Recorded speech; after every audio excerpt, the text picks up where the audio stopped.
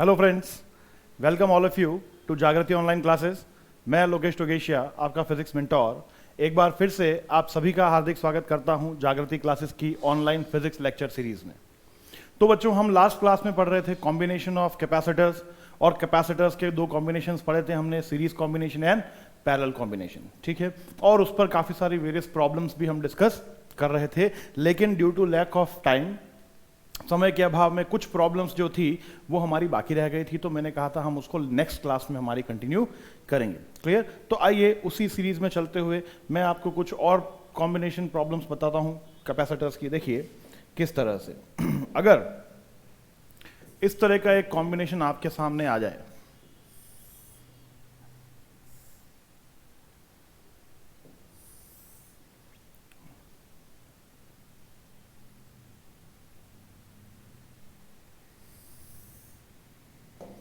इस तरह का कॉम्बिनेशन आपके सामने बनाया जा रहा है।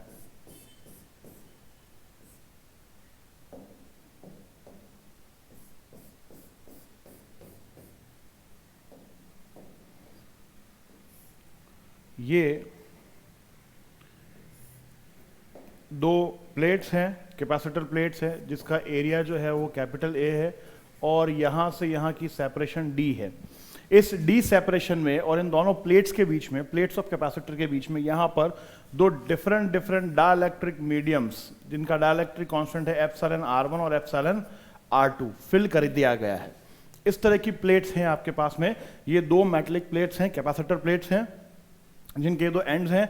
इस प्लेट का जो एरिया ऑफ क्रॉस सेक्शन है वो कितना है? कैपिटल ए, और दोनों प्लेट्स के बीच का जो सेपरेशन है वो है स्मॉल डी। अगर इस तरह का कॉम्बिनेशन आपको दिख जाता है और आपको पूछ लिया जाता है फाइंड आउट और calculate the equivalent capacitance of capacitor, आपको यहां पर क्या करना है? इक्विवेलेंट कैपेसिटेंस कैलकुलेट करनी है। किसकी? इस कैपेसिटर की इक्विवेलेंट कैपेसिटर कैलकुलेट करनी है। तो इस सर्किट को किस तरह से सॉल्व किया जाएगा? तो आइए बात करते हैं इस सर्किट को सॉल्व करने की। देखिए, जब आप इस सर्किट को सॉल्व करेंगे तो यहां पर बेसिकली ये एक पैरेलल प्लेट कैपेसिटर है। ये कैसा कैपेसिटर है? सबसे पहले देखिए, it is a parallel plate capacitor. It is a parallel plate capacitor. और अगर इसको ढंग से प्रॉपरली दोबारा से मीडियम के अकॉर्डिंग बाइफरकेट करके सॉल्व किया जाए तो इस तरह से बनता है। ये पूरा आपका, इसको मैं वर्टिकल अलाइन कर देता हूं, तो ये एरिया है कैपेसिटर का, और यहां पर अगर देखा जाए तो बेसिकली दो कैपेसिटर्स का कॉम्बिनेशन है। दो कैपेसिटर्स का कॉम्बिनेशन है। पहला कैपेसिटर आपका ये है, जिसमें ये डाइलेक्ट्रिक मीडियम है, और दूसरा कैपेसिटर आपका ये है, जिसमें इस तरह का डाइलेक्ट्रिक मीडियम प्लेस है। देख रहे हैं आप, ये इसका फर्स्ट एंड और ये इसका सेकंड एंड। तो ये इसका हो गया फर्स्ट एंड और इधर ये हो गया सेकंड एंड, और दोनों कैपेसिटर अलग अलग बाइफरकेट हो गए। क्लियर? यहां पर जो सेपरेशन है वो कितना है? D/2। अगर ओवरऑल सेपरेशन D है तो ये सेपरेशन कितना हो जाएगा? ये सेपरेशन हो जाएगा आपका D/2, और ये सेपरेशन भी हो जाता है आपका D/2। I hope you are getting clear? और ये सेपरेशन भी हो गया आपका D/2। तो इस तरह से अगर मैं इस कैपेसिटर को, ठीक है, एरिया जो है यहां पर वो सेम ही है, A and this is also A। तो अगर इस तरह की कैपेसिटर प्रॉब्लम दे रखी हो आपको, तो उसको अगर आप रिजॉल्व करेंगे तो वो एक तरह से सीरीज कॉम्बिनेशन हो जाएगा। यहां पर इस कैपेसिटर की कैपेसिटेंस मान लीजिए C1 और इसकी मान लीजिए C2। It is therefore it is a series combination of two parallel plate capacitor. तो यहां पर ये क्या हो गया? It is a series combination of two parallel plate capacitor having capacities C1 and C2। तो आइए देखिए इसको किस तरह से हम सॉल्व करेंगे। तो इसको सॉल्व करने का तरीका, अब सीरीज कॉम्बिनेशन है, आप जानते हैं। सीरीज कॉम्बिनेशन में इक्विवेलेंट कैपेसिटर क्या हो जाएगा? इक्विवेलेंट कैपेसिटेंस यहां पर इक्विवेलेंट कैपेसिटेंस हो जाएगी आपकी C is equals to C1 plus, sorry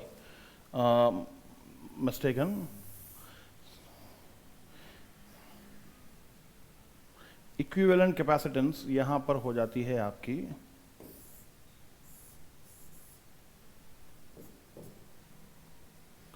1/C is equal to 1/C1 plus 1/C2। Clear? और अगर आप इसको सॉल्व करके लिखते हैं तो C की वैल्यू आती है C1 C2 upon C1 plus C2। Equivalent capacitor का जो एक्सप्रेशन होता है सीरीज कॉम्बिनेशन में वो क्या होता है हमारे पास C1 C2 plus C1 plus C2। Now C1 और C2 यहां पर दो पैरेलल प्लेट की कैपेसिटेंस है।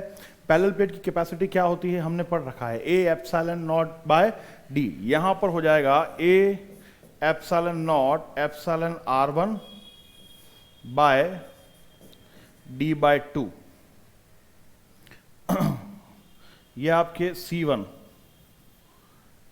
प्लेट की कैपेसिटेंस हो जाएगी। देखिए C1 प्लेट की कैपेसिटेंस, C1 प्लेट की कैपेसिटेंस अगर मैं लिखता हूं तो A epsilon naught epsilon R1 by D by 2, तो इसको लिख सकते हैं आप 2A epsilon naught epsilon R1 upon D।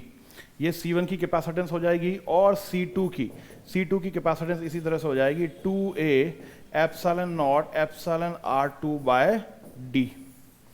देख सकते हैं आप पैरेलल प्लेट की कैपेसिटी का एक्सप्रेशन हमने डराइव कर रखा है, तो वहां से इन दोनों पैरेलल प्लेट्स की कैपेसिटेंस ये हो जाएगी। इन दोनों वैल्यूज को हम पुट करेंगे हमारे इक्विवेलेंट कैपेसिटर के एक्सप्रेशन में। तो देखिए C1 की जगह आता है 2A epsilon naught epsilon R1 by D into 2A epsilon naught epsilon R2 by D upon 2A epsilon naught epsilon R1 upon D plus 2A epsilon naught epsilon R2 by D। Clear? इसी को आपको solve करना है। तो यहां से देखिए, यहां से 2A epsilon not upon D अगर अलग रख लिया जाए तो ये क्या बच जाएगा, ये रह जाता है आपके पास में 2 epsilon R1 epsilon R2। Clear? Upon में यहां से भी 2A epsilon naught epsilon R1 अगर अलग ले तो ये A square epsilon R square D square इस तरह से आ जाएगा, क्योंकि यहां पर A square epsilon not square D square ये बचेगा, तो इसमें से मैंने ये अलग ले लिया। और यहां से 2A epsilon not 2A epsilon not by D common आ जाएगा, तो यहां पर रह जाता है आपका epsilon R1 plus epsilon R2। Clear? तो अगर आप इसको सॉल्व करेंगे तो देखिए 2 से 2, A से A, एप्सिलॉन नॉट से एप्सिलॉन नॉट और D से D आपका कैंसल आउट हो जाएगा। आपके पास में जो इक्विवेलेंट कैपेसिटेंस आता है वो आएगा A epsilon not upon D into 2 epsilon R1 epsilon R2 upon epsilon R1 plus epsilon R2। This is your required answer. इस केस में इक्विवेलेंट कैपेसिटेंस आपकी ये हो जाएगी, देख सकते हैं आप। देखिए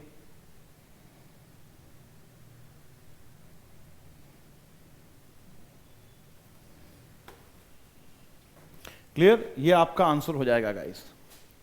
A epsilon not D 2E epsilon R1 into epsilon R2 upon epsilon R1 plus epsilon R2। तो ये जो इस तरह का जो प्रॉब्लम आएगी कैपेसिटेंस इक्विवेलेंट कैपेसिटेंस कैलकुलेट करने की, उसका सोल्यूशन आपका ये बन जाएगा। क्लियर? चलिए इसी तरह की एक और प्रॉब्लम देख लेते हैं। देखिए अगर इस तरह से दे दिया जाए आपको क्वेश्चन, दोबारा से ये एक पैरेलल प्लेट कैपेसिटर है, पैरेलल प्लेट कैपेसिटर है। यहां पर इस पैरेलल प्लेट कैपेसिटर को दो इक्वल पार्ट्स में डिवाइड किया हुआ है। यहां पर एक डिफरेंट मीडियम फिल किया हुआ है और यहां पर कोई डिफरेंट मीडियम फिल किया हुआ है। क्लियर? दोनों के बीच का सेपरेशन यहां पर D है और area of cross section of the plate A है। यहां पर डाइलेक्ट्रिक कांस्टेंट की वैल्यू एप्सिलॉन R1 और यहां एप्सिलॉन R2। इस तरह की प्रॉब्लम है और पूछ लिया जाता है find the equivalent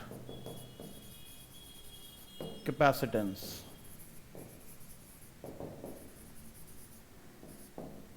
find the equivalent capacitance, question ये आ जाता है। तो देखिए इस तरह की कैपेसिटर को आप कैसे सॉल्व करेंगे, इसको दोबारा से सॉल्व करने के लिए हमें क्या करना है। देखिए इसको दोबारा से सॉल्व करने के लिए मैं इसको वर्टिकल अलाइन कर लूंगा। अगर मैं इसको वर्टिकल अलाइन कर लेता हूं तो ये कुछ इस तरह से हो जाएगा, बाइफर्केशन यहां आ जाएगा मेरा, ठीक है। ऊपर वाला जो मीडियम है वो इस तरह से हो जाएगा, सॉरी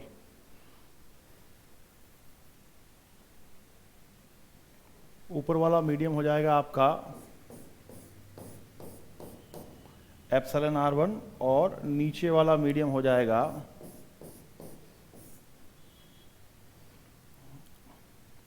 एप्सिलॉन R2। ये एप्सिलॉन R1, ये एप्सिलॉन R2 और ये आपकी प्लेट्स हो गई।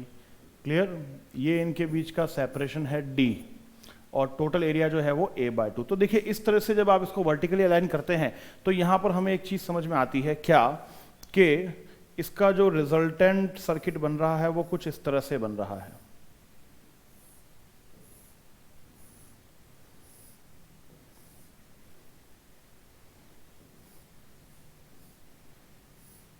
इसका जो रिजल्टेंट सर्किट बन रहा है वो इस तरह से बन रहा है गाइस, ठीक है। यहां पर ये आपका एक डिफरेंट पैरेलल प्लेट कैपेसिटर हो गया, ये एक डिफरेंट पैरेलल प्लेट कैपेसिटर हो गया, जिनके बीच में मीडियम्स जो फील्ड हैं वो epsilon R1, epsilon R2। Clear, ये जो एरिया हो गया क्रॉस सेक्शन वो क्या हो गया। अब यहां पर एरिया ऑफ क्रॉस सेक्शन देखिए हाफ हो चुका है। सेपरेशन दोनों ही प्लेट्स में अभी भी, यहां भी D है और यहां भी D है। डिफरेंस समझ में आया पिछले वाले प्रॉब्लम और इस प्रॉब्लम में। यहां पर एरिया ऑफ क्रॉस सेक्शन अब जो है वो आपका हाफ हो चुका है, सेपरेशन अभी भी कितना है, D है। चलिए तो इसको हम क्या लिखेंगे, देयरफॉर इट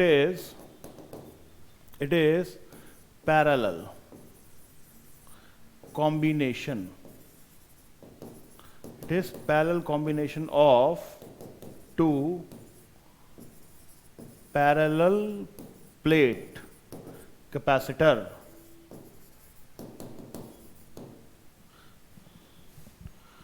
ये दो पैरेलल प्लेट कैपेसिटर्स का पैरेलल कॉम्बिनेशन है।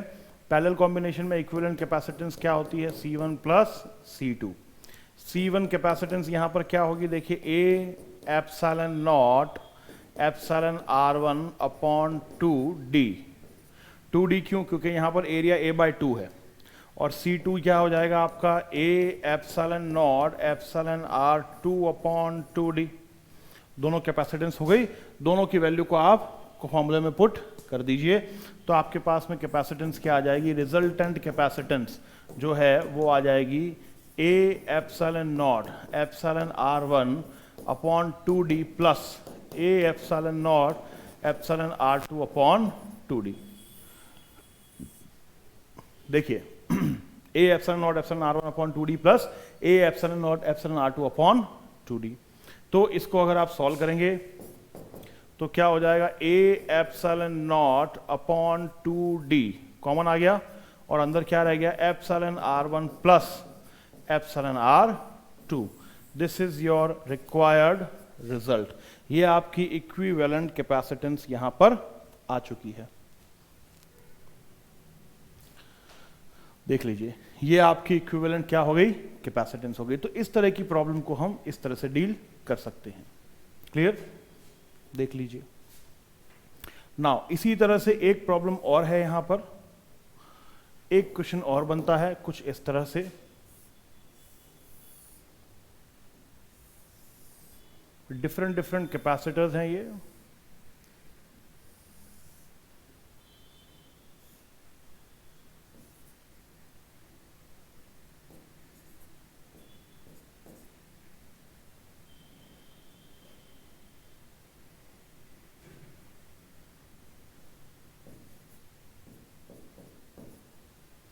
इस तरह से दो प्लेट्स हैं, इन प्लेट्स के बीच में सेपरेशन D दे रखा है और बोल दिया जाता है, ठीक है, find the equivalent capacitance. Find equivalent capacitance, find equivalent capacitance. तो इस कैपेसिटेंस को किस तरह से सॉल्व करेंगे आप?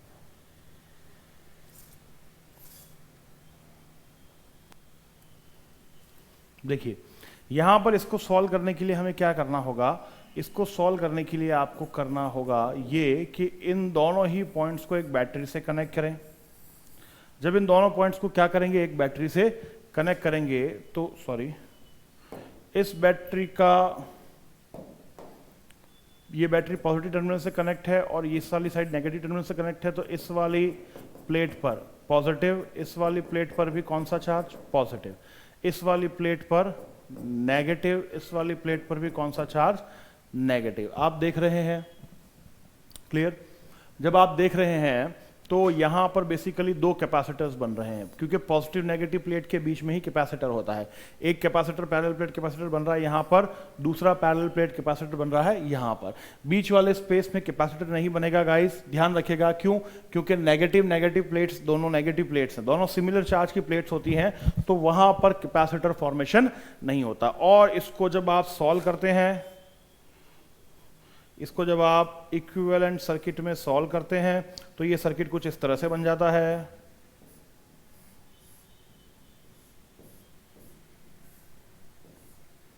ये पॉजिटिव पॉजिटिव प्लेट और ये नेगेटिव नेगेटिव प्लेट। क्लियर? इसका मतलब ये दो पैरेलल प्लेट्स का क्या हो गया, पैरेलल कॉम्बिनेशन।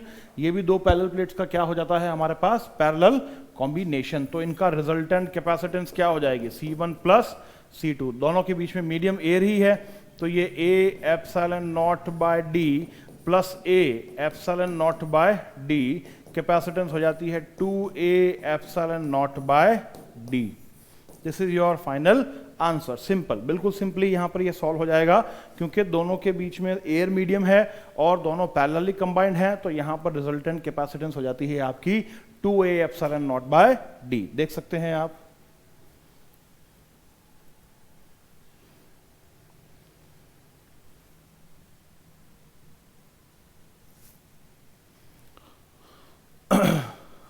क्लियर?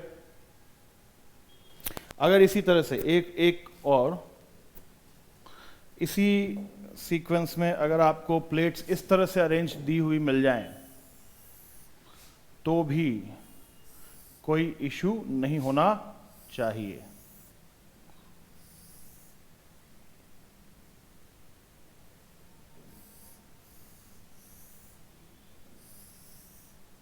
इस तरह से फिर सेपरेशन D D D,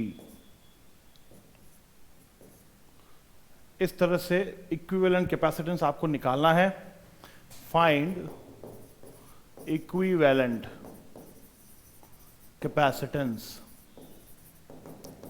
तो अगर यहां पर इक्विवेलेंट कैपेसिटेंस निकालना है तो देखिए यही सॉल्यूशन करें, तो इसको क्या करना है आपको, दो टर्मिनल्स बैटरी के टर्मिनल से ज्वाइन करेंगे, तो यहां पर क्या आ जाएगा, यहां पर आपका पॉजिटिव टर्मिनल, यहां नेगेटिव टर्मिनल। तो ये वाली प्लेट, इस पूरी प्लेट पर पॉजिटिव चार्ज, इसके इस प्लेट पर भी पॉजिटिव चार्ज, इस प्लेट पर नेगेटिव चार्ज और इस प्लेट पर भी नेगेटिव चार्ज। देख रहे हैं आप?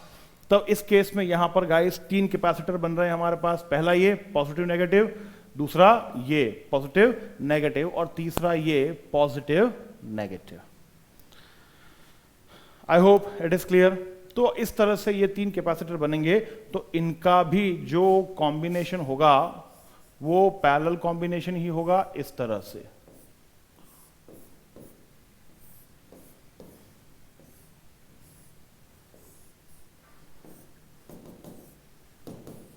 इस तरह से C1 C2 C3, ये एक तरह से पैरेलल कॉम्बिनेशन हो गया आपका। तो इनका कैपेसिटेंस, रिजल्टेंट और equivalent capacitance C1 plus C2 plus C3, अगर आप इसको सॉल्व करते हैं तो ये हो जाएगा 3A epsilon not upon D। Simply ये आपका आंसर हो जाएगा, ये हो जाता है 3A epsilon not by D। देख सकते हैं आप? क्लियर? तो आई होप इस तरह से बेसिकली जितने भी कॉम्बिनेशंस बनते हैं कैपेसिटर के सीरीज और पैरेलल में, वो सारे हमने यहां पर डिस्कस कर लिए हैं। आई होप तो यहां पर आपको अब किसी तरह की कोई प्रॉब्लम या इशू नहीं होगा। ठीक है, चलिए बढ़ते हैं हम हमारे लास्ट टॉपिक के ऊपर, इस चैप्टर के लास्ट टॉपिक पर। ठीक है, नेक्स्ट टॉपिक पर चलते हैं हम। देखिए हमारा जो नेक्स्ट टॉपिक है वो है polar and non polar dielectrics. Polar and non polar dielectrics. यहां पर देखिए जो आपका टॉपिक आ रहा है अब, वो आ रहा है polar and non polar dielectrics.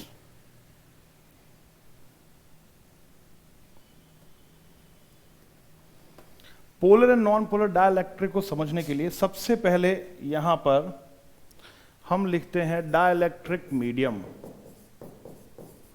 Dielectric medium हम बात करते आ रहे हैं शुरू से डाइलेक्ट्रिक मीडियम की या डाइलेक्ट्रिक कांस्टेंट की। तो ये डाइलेक्ट्रिक कांस्टेंट या डाइलेक्ट्रिक मीडियम होता क्या है, इसकी बात करें। डाइलेक्ट्रिक कांस्टेंट या डाइलेक्ट्रिक मीडियम होता क्या है, तो देखिए dielectric medium, it is a medium other than air which does not allow to flow the electric charges among them. Electric charges among them, but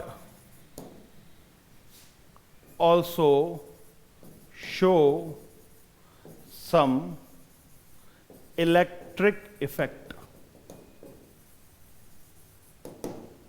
देखिए डाइलेक्ट्रिक मीडियम कैसा medium होता है, it is a medium other than air. Air के अलावा ऐसा medium होता है which does not allow to flow the electric charges among them, जो अपने बीच में से इलेक्ट्रिक चार्ज को फ्लो नहीं करवाने देता, but show some electric effect, but ये इलेक्ट्रिक इफेक्ट शो करता है। ऐसे मीडियम को हम बोलते हैं dielectric medium.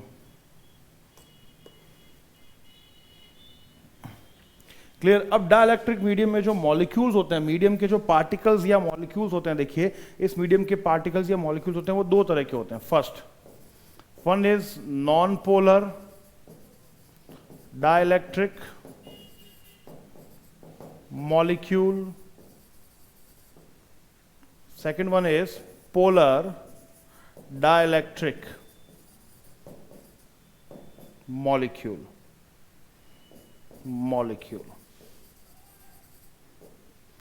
One is non-polar dielectric molecule and another is polar dielectric molecule। तो आइए देखते हैं पोलर और नॉन पोलर में क्या डिफरेंस है। पहला non polar, non polar dielectric molecule. Molecule का मतलब यहां पर ध्यान रखिएगा, जो डाइलेक्ट्रिक मीडियम है आपका, उस वो मीडियम जिन मॉलिक्यूल से फिल्ड है, जिन, जैसे कि अगर मैं वाटर की बात करूं तो वाटर का एक water is a dielectric medium. Water क्या है, वाटर एक डाइलेक्ट्रिक मीडियम है, other than air denser medium है, और उसके छोटे छोटे मॉलिक्यूल्स हैं। उसका एक मॉलिक्यूल जो होता है उसे हम क्या बोलते हैं, H2O। क्या बोलते हैं गाइस, H2O। सिमिलरली इसी तरह से डाइलेक्ट्रिक मीडियम की बात कर रहा हूं मैं। तो नॉन पोलर डाइलेक्ट्रिक मॉलिक्यूल जो होता है वो क्या होता है, it is an atom. Basically it is an atom whose center of mass of its whole positive charge. It is an atom whose center of mass of its whole positive charge coincides with the center of mass of its whole negative charge। Non polar dielectric molecule किसे कहते हैं? It is an atom whose centre of mass of its whole positive charge coincides with the centre of mass of whole negative charge. Generally कोई भी molecule होता है तो वो molecule किससे मिलकर बना होता है? एटम से ही बना होता है। और एटम के अंदर हम जानते हैं basically two types of charges होते हैं, positive charge and negative charge. Clear? तो इस तरह से अगर कोई एटम है आपका, मीडियम का मॉलिक्यूल है कि जिसका सारा पॉजिटिव चार्ज सेंटर में कॉन्साइड हो रहा है और साथ ही साथ सारा नेगेटिव चार्ज भी इस तरह से डिस्ट्रीब्यूटेड है कि वो सारा का सारा नेगेटिव चार्ज कहां कॉन्साइड माना जा रहा है? Towards the centre. अगर ये पूरे स्क्वायर में नेगेटिव चार्ज, ठीक है, डिस्ट्रीब्यूटेड है तो ये कहां कंसंट्रेटेड कॉन्साइड माना जाएगा? सेंटर पर। सेंटर ऑफ मास या सेंटर ऑफ ग्रेविटी भी बोल सकते हैं आप इस पॉइंट को। क्या बोल सकते हैं? सेंटर ऑफ मास या centre of gravity point. Clear? इस तरह का अगर कोई डाइलेक्ट्रिक मॉलिक्यूल है जिसका होल पॉजिटिव चार्ज का सेंटर ऑफ मास या सेंटर ऑफ ग्रेविटी पॉइंट और होल नेगेटिव चार्ज का सेंटर ऑफ मास या सेंटर ऑफ ग्रेविटी पॉइंट दोनों एक ही पॉइंट पर कॉन्साइड हो रहे हैं, which is centre of this atom और मॉलिक्यूल, तो इस पर्टिकुलर मॉलिक्यूल को हम बोलते हैं non polar dielectric. Non polar क्यों? As a result of which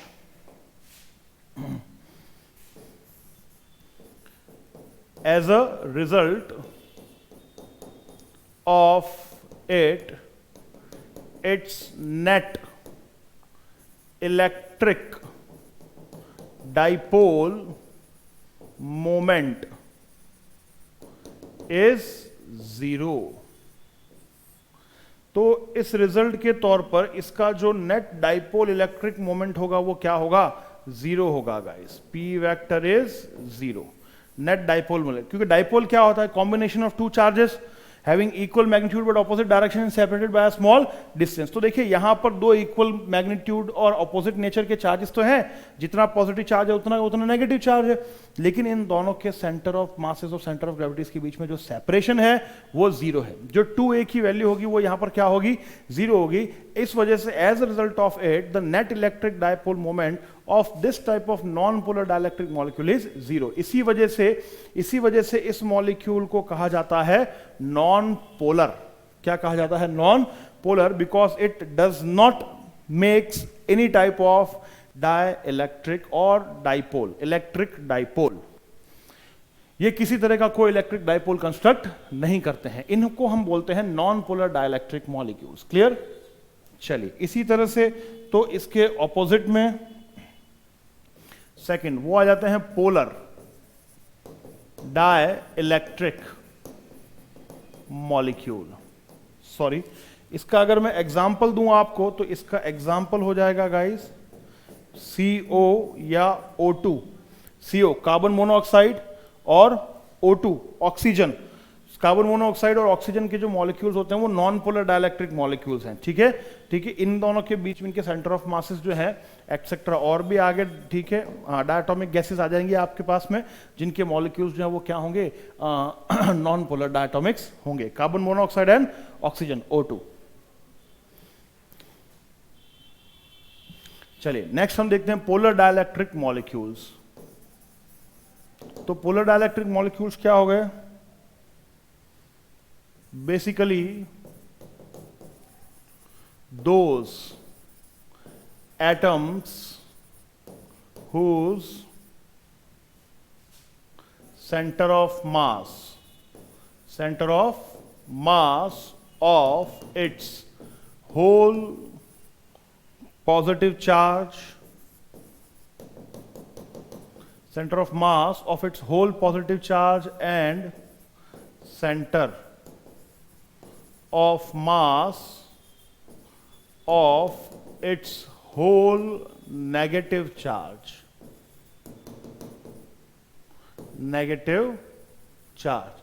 those atoms whose center of mass of its whole positive and center of mass of its whole negative charge does not coincide with each other, जब ये centre of masses आपस में कॉन्साइड नहीं करते हैं तो इस तरह के पोलर डाइलेक्ट्रिक को हम डाइलेक्ट्रिक मॉलिक्यूल को हम बोलते हैं पोलर डाइलेक्ट्रिक। कुछ इस तरह से ये पोलर डाइलेक्ट्रिक जो है वो इस तरह से बनता है। इसका कंप्लीट पॉजिटिव चार्ज इधर है और इसका जो नेगेटिव चार्ज है वो एक दूसरी साइड में है। क्लियर? मतलब स्पेयर नहीं है, ये एग्जैक्ट स्पेयर नहीं है, इसका पॉजिटिव चार्ज जो है वो इस तरफ है और इसका नेगेटिव चार्ज एक पर्टिकुलर साइड में है। इनके जो सेंटर ऑफ मासेस हैं वो एक जगह कॉन्साइड नहीं कर रहे हैं। इस तरह के मॉलिक्यूल को हम बोलते हैं polar dielectric molecule. Example H2O, ठीक है, water, H2O, H2O, HCl, NaCl, NH3, etcetera. ये जो भी देखिए गैसेस या ठीक है डाइलेक्ट्रिक मीडियम्स हैं, ठीक है, इनके जो मॉलिक्यूल्स होते हैं, ठीक है, इनके एटम, इन मॉलिक्यूल्स में जो इनका complete centre of mass of positive charge होता है वो centre of negative charge, mass of negative charge से कॉन्साइड नहीं होता। अगर हम H2O के स्ट्रक्चर की बात करें तो H2O इसका स्ट्रक्चर कुछ इस तरह का होता है गाइस। H2O का स्ट्रक्चर H2O, तो देखिए यहां पर O की वैलेंसी क्या होती है, -2, H की होती है +1 और +1। तो अगर मैं इसको बाइफरकेट करूं तो ये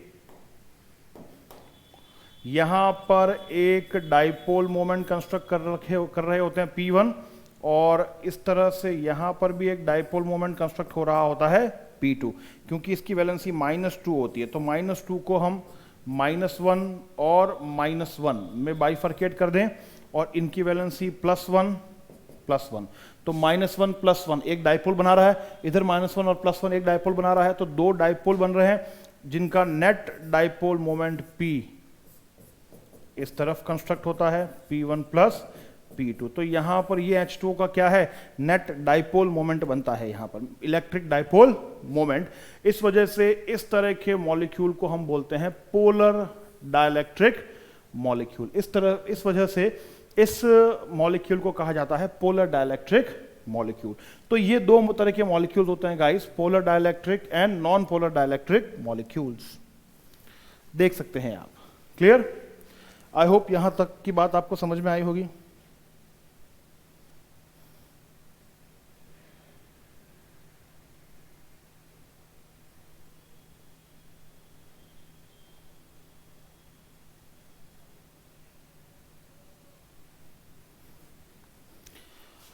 नेक्स्ट, इसी में देखें,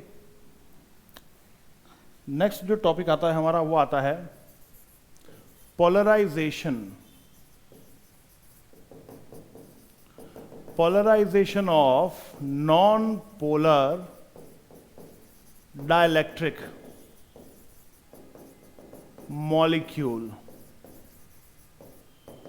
in an external electric field, in an external electric field। देखिए, in an external electric field, कोई नॉन पोलर डाइलेक्ट्रिक मॉलिक्यूल है, उसको किसी एक्सटर्नल इलेक्ट्रिक फील्ड के अंदर प्लेस करके पोलराइज्ड कैसे किया जाए, ठीक है, पोलराइज कैसे किया जाए, यहां पर आपका टॉपिक ये है। जैसे सपोज कर लीजिए एक हमारे पास में मॉलिक्यूल है इस तरह का,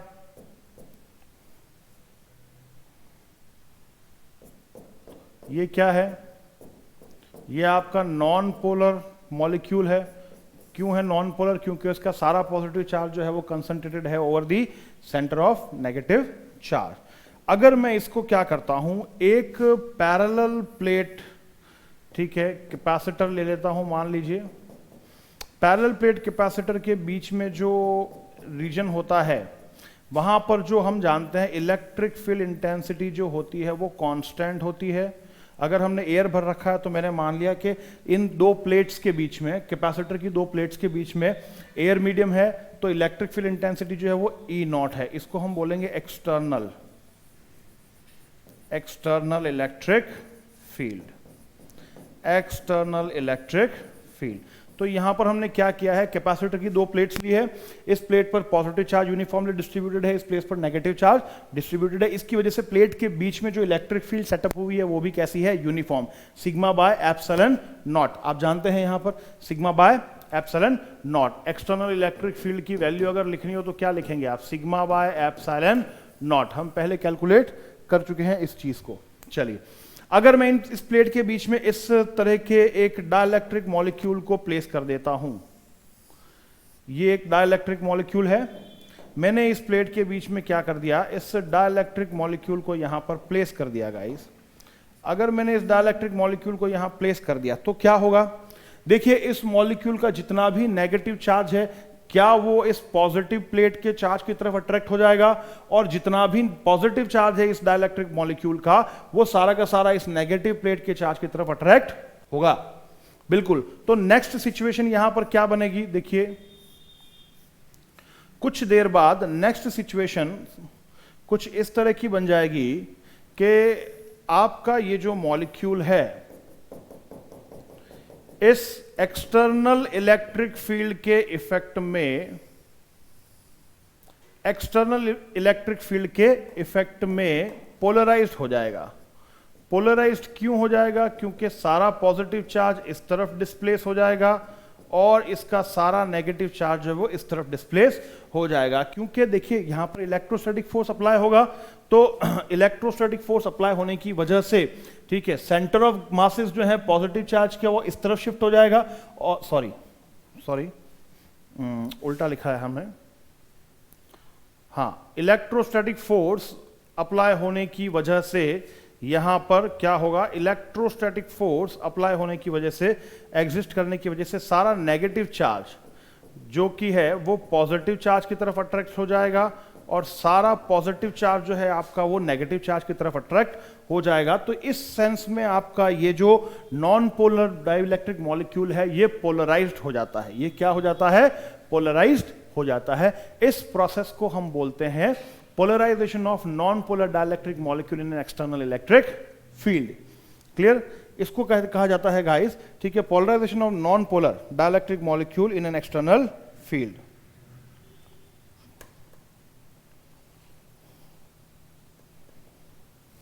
चलिए नेक्स्ट, इसके बाद में हम बात करते हैं, देखिए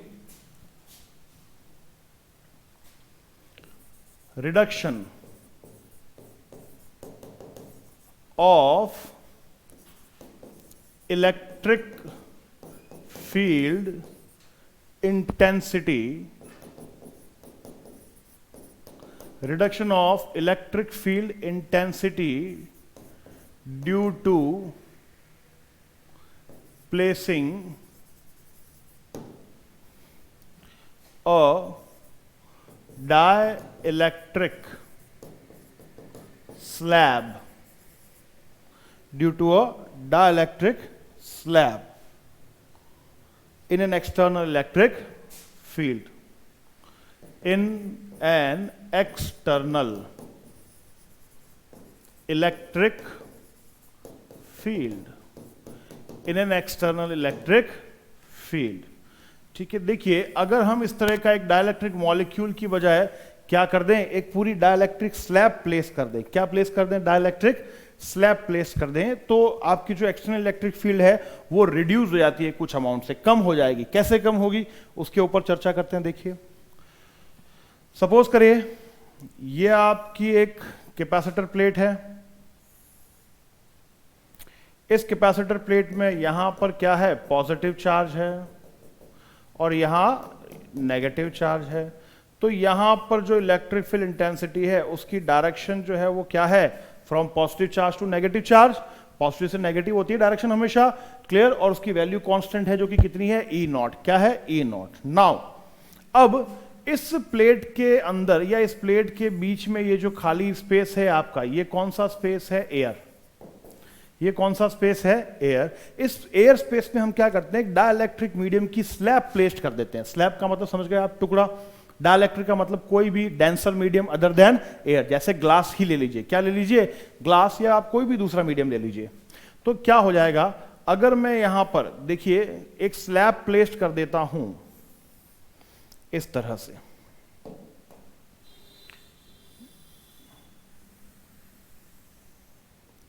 इन दोनों प्लेट्स के बीच में हमने क्या कर दिया, एक डाइलेक्ट्रिक स्लैब को प्लेस कर दिया। यहां पर जो चार्ज था ऑलरेडी वो था पॉजिटिव, यहां जो चार्ज था वो था नेगेटिव।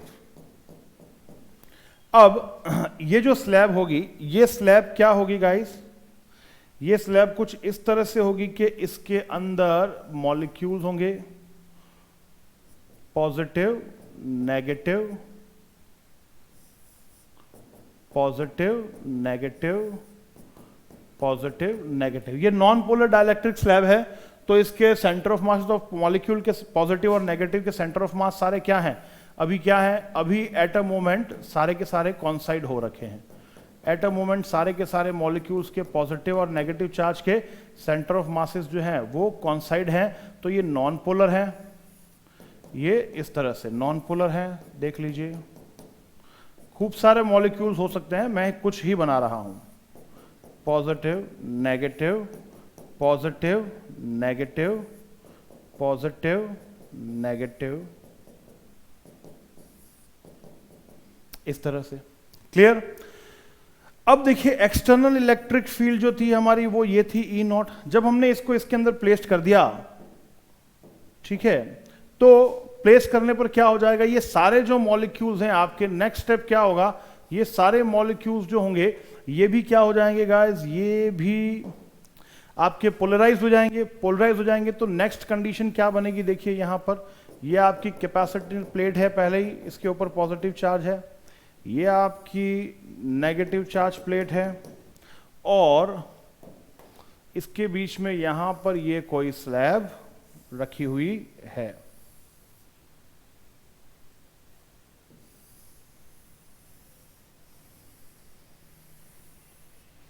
इस तरह से कोई स्लैब रखी हुई है। अब जो इसके मॉलिक्यूल्स होंगे, देखिए क्योंकि इनको एक्सटर्नल इलेक्ट्रिक फील्ड में प्लेस किया गया है, तो ये सारे मॉलिक्यूल्स के पॉजिटिव और नेगेटिव चार्ज का जो सेंटर ऑफ ग्रेविटी होगा वो क्या हो जाएगा, वो डिस्प्लेस हो जाएगा, और डिस्प्लेस हो जाने की वजह से सारे मॉलिक्यूल्स जो होंगे वो पोलराइज हो जाएंगे।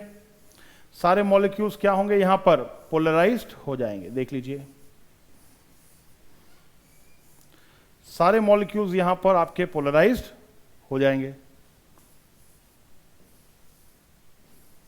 इस तरह से। यहां पर नेगेटिव चार्ज आ जाएगा, यहां पॉजिटिव नेगेटिव, पॉजिटिव नेगेटिव, क्योंकि पॉजिटिव वाली प्लेट के पास में हमेशा नेगेटिव चार्ज होगा, इधर भी नेगेटिव पॉजिटिव नेगेटिव पॉजिटिव, यही कॉन्फ़िगरेशन बन जाएगा। देखिए सारे मॉलिक्यूल्स में, और यहां पॉजिटिव आ जाएगा चार्ज, और यहां कॉर्नर पर negative negative negative. Clear. I hope आपको यह चीज समझ आ रही होगी। तो अब यहां पर क्या कंडीशन बनी, देखिए यहां पर यह सिचुएशन बनी कि इस स्लैब के एक्सट्रीम नेगेटिव चार्ज को और स्लैब के एक्सट्रीम पॉजिटिव चार्ज को छोड़ दिया जाए। ये वाला एक्सट्रीम नेगेटिव चार्ज है और ये वाला एक्सट्रीम पॉजिटिव चार्ज है। इन दोनों एक्सट्रीम पॉजिटिव और नेगेटिव चार्जेस को छोड़ दिया जाए तो अंदर positive negative positive negative positive negative positive negative, ये सारे चार्जेस अंदर के तो क्या हो जाते हैं, बैलेंस्ड। ये सारे चार्जेस क्या हो रहे हैं, बैलेंस हो रहे हैं। ठीक है, इस स्लैब के सिर्फ कॉर्नर पर नेट नेगेटिव चार्ज आपका बच रहा है, और इस स्लैब के इस कॉर्नर पर नेट पॉजिटिव चार्ज यहां पर आपका बच रहा है। बाकी स्लैब के अंदर जितने भी मॉलिक्यूल के चार्जेस थे वो सारे अपने नेबरिंग चार्जेस के साथ में बैलेंस्ड हो चुके हैं। आई होप आपको यह चीज समझ आ रही होगी। तो देखिए यहां पर जो हमारी एक्सटर्नल इलेक्ट्रिक फील्ड थी, एक्सटर्नल इलेक्ट्रिक फील्ड जो थी ई नॉट, उसकी डायरेक्शन यहां थी। अब आपके स्लैब के कॉर्नर्स पर देखिए पॉजिटिव और नेगेटिव चार्ज सेटअप हो गए हैं। इसका मतलब इस स्लैब के अंदर भी एक पर्टिकुलर इलेक्ट्रिक फील्ड सेटअप हो चुकी है, जिसकी डायरेक्शन हो जाएगी opposite to the external field. इसको मैं बोलूंगा ईपी। इसको हम क्या बोलेंगे, ईपी। आपके स्लैब के कॉर्नर्स पर देखिए, अगर मैं इसको और आगे बना दूं, इसको और आगे रिकंस्ट्रक्ट करूं, तो देखिए क्या होगा। नेक्स्ट कंडीशन क्या बन रही है यहां पर, नेक्स्ट कंडीशन ये बन रही है कि ये आपकी कैपेसिटर प्लेट है, पॉजिटिव नेगेटिव, और ये जो आपकी स्लैब है यहां पर सपोज कर लीजिए charge plus Q1 minus Q1 था इस स्लैब के एंड पर। यहां पर क्या आ गया, नेगेटिव चार्ज, और यहां क्या रह गया, पॉजिटिव चार्ज, क्योंकि बाकी वाला जो अंदर का चार्ज था वो न्यूट्रलाइज हो चुका है, वो चार्ज सारा न्यूट्रलाइज हो चुका है। तो यहां पर आ गया आपका माइनस ऑफ Q1 चार्ज, यानी यहां पर आ गया प्लस ऑफ Q1 चार्ज। तो यहां पर अब आपकी जो एक्सटर्नल इलेक्ट्रिक फील्ड थी, ओवरऑल इलेक्ट्रिक फील्ड, वो नेट इलेक्ट्रिक फील्ड क्या हो जाएगी, net electric field, E net, net electric field हो जाएगी गाइस ई नॉट माइनस ईपी, ई नॉट माइनस ईपी। क्यों ई नॉट माइनस ईपी, क्योंकि देखिए एक्सटर्नल इलेक्ट्रिक फील्ड की डायरेक्शन जो है, एक्सटर्नल इलेक्ट्रिक फील्ड की डायरेक्शन जो है वो प्लस क्यू से माइनस क्यू की तरफ है, प्लस क्यू से माइनस क्यू की तरफ है, और आपकी जो स्लैब की वजह से इलेक्ट्रिक फील्ड यहां पर सेटअप हो रही है, इस स्लैब की वजह से जो इलेक्ट्रिक फील्ड सेटअप हो रही है, इसकी डायरेक्शन प्लस Q1 से माइनस Q1 की तरफ है, जो कि ऑपोजिट डायरेक्शन में है। तो इस वजह से अगर हम किसी डाइलेक्ट्रिक स्लैब को यूनिफॉर्म एक्सटर्नल इलेक्ट्रिक फील्ड में प्लेस कर देते हैं, तो उस एक्सटर्नल इलेक्ट्रिक फील्ड की वैल्यू जो है वो कुछ अमाउंट से रिड्यूस हो जाएगी। आप देख रहे हैं ई नॉट में ईपी माइनस हो रहा है, ई नॉट में ईपी सब्ट्रैक्ट हो रहा है, माइनस हो रहा है, तो आपकी नेट इलेक्ट्रिक फील्ड जो है वो यहां पर रिड्यूस्ड हो जाती है कुछ स्पेसिफिक अमाउंट से। देख सकते हैं गाइस, तो ये इस तरह से सारा, इस तरह से ये सारा सिनेरियो यहां पर होगा। देख लीजिए, reduction of electric field intensity due to placing a dielectric slab in an external electric field.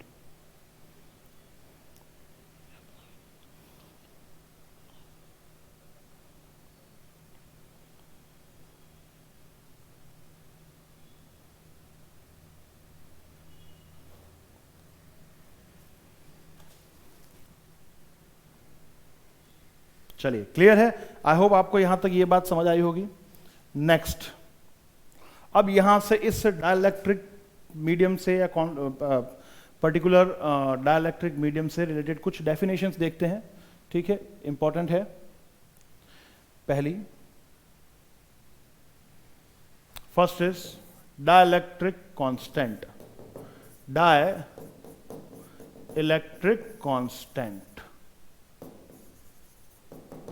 Dielectric constant जिसे हम एप्सिलॉन आर भी कहते हैं। इसको हमने फर्स्ट चैप्टर में भी डिफाइन किया था, लेकिन यहां पर भी हम डिफाइन कर सकते हैं डाइलेक्ट्रिक कांस्टेंट को। ये जो अभी कॉन्सेप्ट हमने पढ़ा है नॉन पोलर और पोलर डाइलेक्ट्रिक का, उसके अकॉर्डिंग क्या होता है, it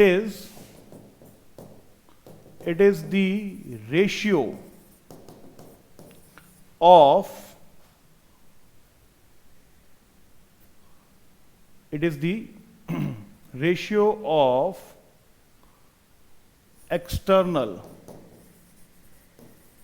electric field to the reduced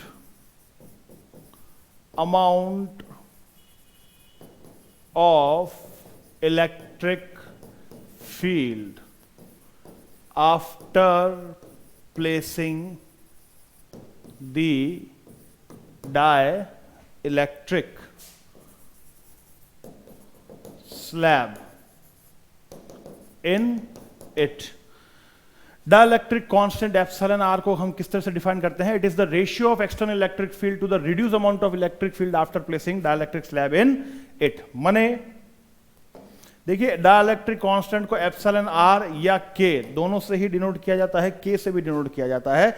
इसकी वैल्यू क्या हो गई, इसकी वैल्यू हो जाती है, it is equal to the ratio of external electric field which is E naught upon reduced amount of electric field E after placing dielectric slab. External electric field आपकी value क्या है, ई नॉट, और slab को place करने के बाद में उस एक्सटर्नल इलेक्ट्रिक फील्ड का रिड्यूस अमाउंट क्या रह जाता है, E naught minus E P. इस तरह से E naught minus E P, देख लीजिए ये क्या हो जाता है, डाइलेक्ट्रिक कांस्टेंट की value, dielectric constant.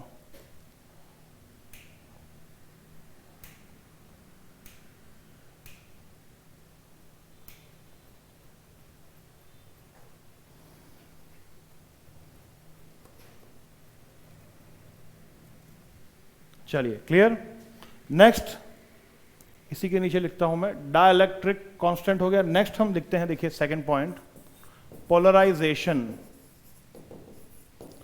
polarization density. Polarization density. Polarization density. आप चाहें तो इसको P से डिनोट कर सकते हैं. P. Polarization density की definition, it is the amount of electric dipole moment, amount of electric dipole moment set up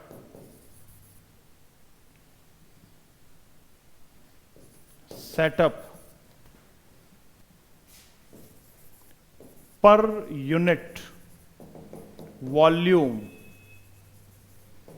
inside the dielectric slab when it is placed in external electric field. External electric field. देखिए, किसी dielectric slab को external electric field में place करने पर उसके जो corners होते हैं उन पे ऑपोजिट और इक्वल अमाउंट का चार्ज सेटअप हो जाता है. इसका मतलब उसमें एक इलेक्ट्रिक डायपोल मोमेंट जनरेट होता है. तो electric dipole moment P, polarization density क्या हो जाएगा? P upon V. Electric dipole moment setup पर unit volume inside the slab is called polarization density. देखिए, स्लैब की बात करूं तो इलेक्ट्रिक डायपोल मोमेंट वहां पर क्या होगा? दोनों में से कोई भी एक चार्ज जो हो जाएगा वो Q हो जाएगा, इनटू दोनों के बीच की जो सेपरेशन होगी वो कुछ D होगी. क्लियर? अपॉन में वॉल्यूम को हम लिख सकते हैं, स्लैब के वॉल्यूम को A इंटू D. A क्या हो गया? एरिया. D हो गया सेपरेशन. वॉल्यूम को A इंटू D लिखा जा सकता है. अगर आप इसको सॉल्व करते हैं तो देखिए D से D कैंसल आउट हो जाता है. D से D जब कैंसल आउट हो जाता है तो पोलराइजेशन डेंसिटी की वैल्यू Q बाय A भी बनती है. पोलराइजेशन डेंसिटी की वैल्यू Q अपॉन A भी बनती है, और Q अपॉन A को हम सिग्मा भी बोलते हैं. क्या बोलते हैं? सिग्मा. ये सिग्मा बेसिकली क्या हो गया? Surface charge density of the slab.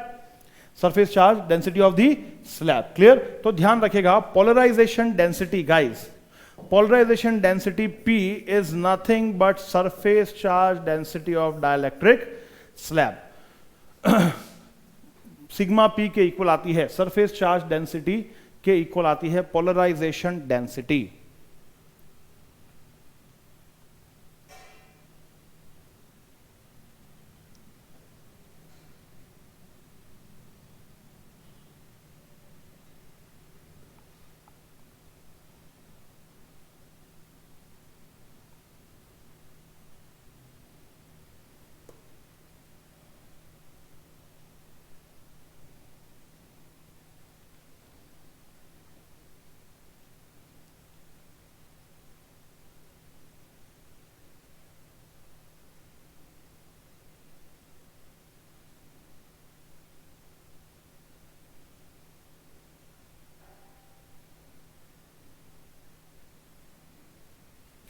चलिए, यहां तक समझ में आएगा आपको.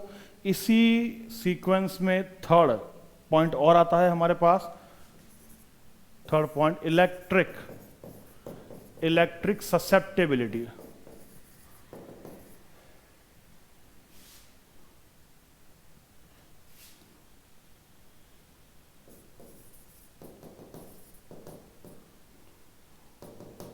इलेक्ट्रिक ससेप्टेबिलिटी ठीक है, डिफाइन होती है चाय से या शाय. क्या डेफिनेशन होगी इसकी? देखिए, द पोलराइजेशन सेटअप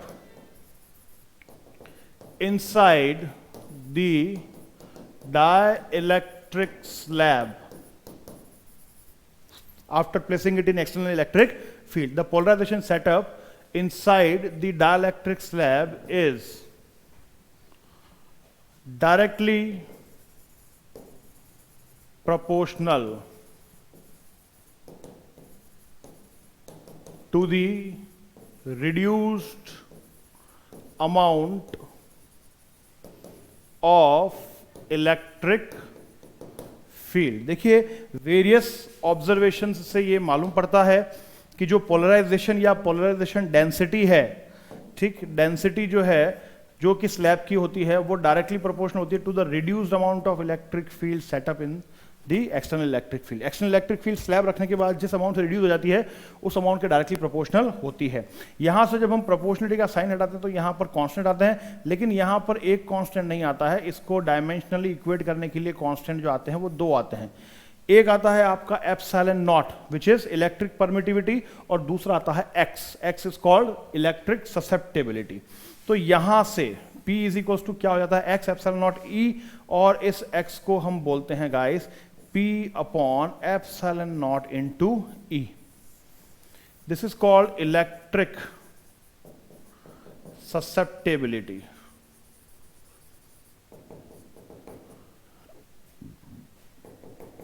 इसे ही कहा जाता है इलेक्ट्रिक ससेप्टेबिलिटी, ठीक है। डिनोट किया जाता है साई, CHI, साई या चाई सिंबल से, P upon epsilon naught into E, where P is, तो इलेक्ट्रिक ससेप्टेबिलिटी को आप डिफाइन कैसे करेंगे, it is equal to the ratio of polarization density of the slab to the product of permittivity of medium to reduced amount of electric field, is called electric susceptibility.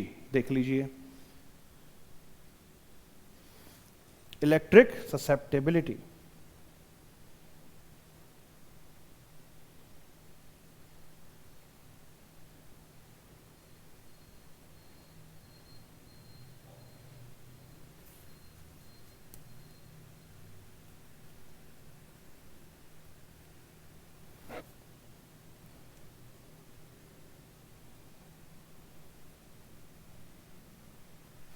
चलिए, last हमारा इसके अंदर बच जाता है relation between dielectric constant and electric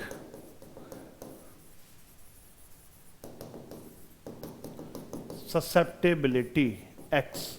एक relation है between dielectric constant, dielectric constant क्या हो गया आपका एप्सिलॉन R, और इलेक्ट्रिक ससेप्टेबिलिटी X के बीच में। देखिए, हम जानते हैं कि जब हम प्लेस कर देते हैं किसी स्लैब को इन एक्सटर्नल इलेक्ट्रिक फील्ड, तो reduced amount of electric field हमारे पास में क्या मिलता है, हमें reduce amount of electric field E which is equal to E naught minus EP। Reduce amount of electric field क्या मिलता है, E नॉट माइनस EP।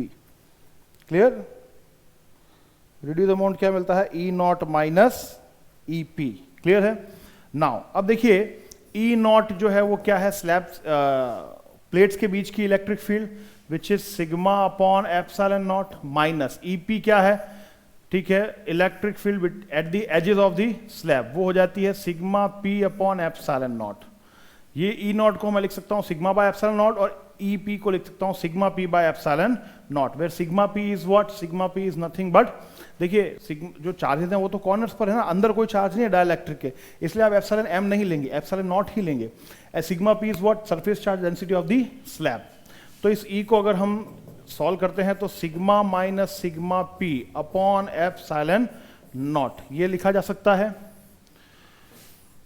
इसको आगे सॉल्व करें अगर, तो E is equals to sigma minus sigma P को क्या P लिखा जा सकता है, क्या सिग्मा P को P लिखा जा सकता है। पोलराइजेशन डेंसिटी P जो होती है वो सिग्मा P के इक्वल होती है, हमने अभी पीछे देखा है पोलराइजेशन डेंसिटी, और साथ ही साथ सिग्मा पोलराइजेशन डेंसिटी जो होती है वो X epsilon not E upon epsilon not, यही होती है X epsilon not upon X epsilon naught into E। Electric susceptibility की डेफिनेशन में अगर इस एप्सिलॉन नॉट को हम क्या करते हैं, डिवाइड करते हैं sigma by epsilon naught minus X into E, क्योंकि एप्सिलॉन नॉट से एप्सिलॉन नॉट तो कैंसिल आउट हो जाएगा गाइस, एप्सिलॉन नॉट से एप्सिलॉन नॉट कैंसिल आउट हो जाता है। क्लियर, तो क्या रह जाएगा आपका इसमें, देखिए यहां से इस टर्म को उधर भेज दें तो E plus x E is equal to sigma by epsilon naught, यहां से E आपका कांस्टेंट आ जाता है 1 plus X is equals to, ये क्या रह जाएगा देखिए 1 plus x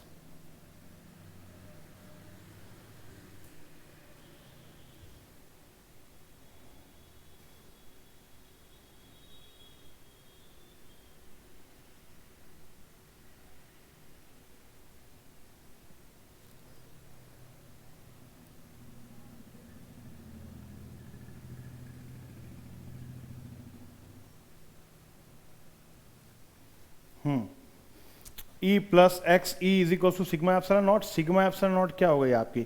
electric field intensity between the plates of the capacitor. तो इसको हटा करके हम ऐसा लिख लेते हैं, देखिए E कॉमन